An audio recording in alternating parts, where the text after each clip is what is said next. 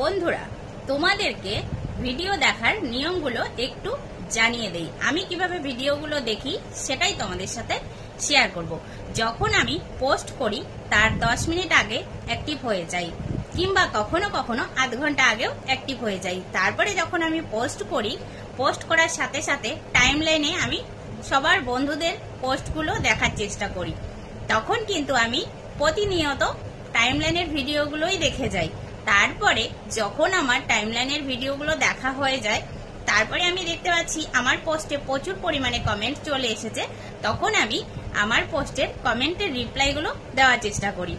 তারপরে যখন আমি অফ সময়, আমার সেই টাইমটুকু আমি পুরোটা টাইমলাইনের ভিডিও দেখতে দেখতেই সময়টা শেষ করে দেই, 1 ঘন্টা হোক 1.5 ঘন্টা হোক, তখন আমি সেটাই করি। তারপরে যখন আমি রান্না করি, কাজের ফাঁকে গিয়ে আমি কিন্তু ফর ইউতে চলা ভিডিওগুলো দেখতে থাকি। সাথে সাথে বন্ধুদের লাইভগুলো তো যুক্ত হয়ে যাই। এইভাবে করে আমি কিন্তু আমার কাজটা করি। আমি কিন্তু অনেক রকম ভাবে ভিডিওগুলো দেখার চেষ্টা করি। যখন আমি ভিডিও দেখি, আমি কিন্তু কাজের ফাঁকে হয়তো কাজ করছি, ভিডিও অন করে দিয়েছি, লং ভিডিওগুলোও চলে আসে। আর লং ভিডিও দেখতে আমার বেশ ভালো লাগে। আমি কিন্তু প্রচুর লং ভিডিও দেখি।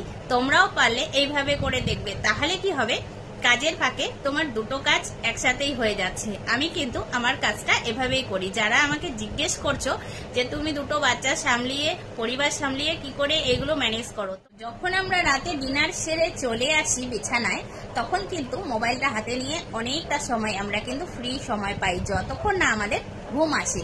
আগে যখন আমরা ঘুম না আসা অবধি টিভি দেখতাম, এখন কিন্তু ঘুম না আসা অবধি আমরা কিন্তু মোবাইলটা চালিয়ে যাই। আগে যখন আমি প্রফেশনাল মুড অন করিনি, তখন আমি সবার ভিডিওগুলো দেখতাম।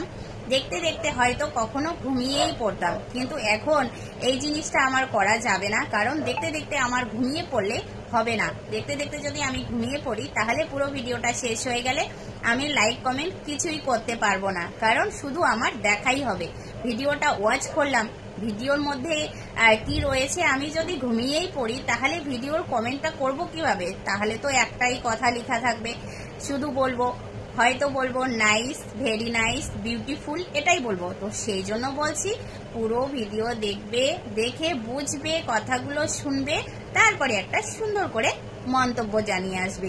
এমনটা কিন্তু আমি করি, আর সেটাই তোমাদের সাথে শেয়ার করলাম। তোমরা এইভাবে চালিয়ে যাও, দেখবে তোমাদেরও আমার মতো 2 মাসে সেটআপ চলে আসবে। যেমনটা আমি 2 মাস কাজ করে সেটআপ পেয়েছি, তোমাদের আমি সেই পরামর্শটাই দিলাম।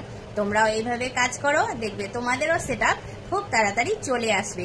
কিন্তু তোমাদের নিয়মগুলো মেনে আর সুন্দর সুন্দর কোয়ালিটি, সুন্দর সুন্দর কন্টেন্ট করতে হবে, তাহলে কিন্তু তুমি খুব তাড়াতাড়ি এই প্ল্যাটফর্ম থেকে এগোতে পারবে।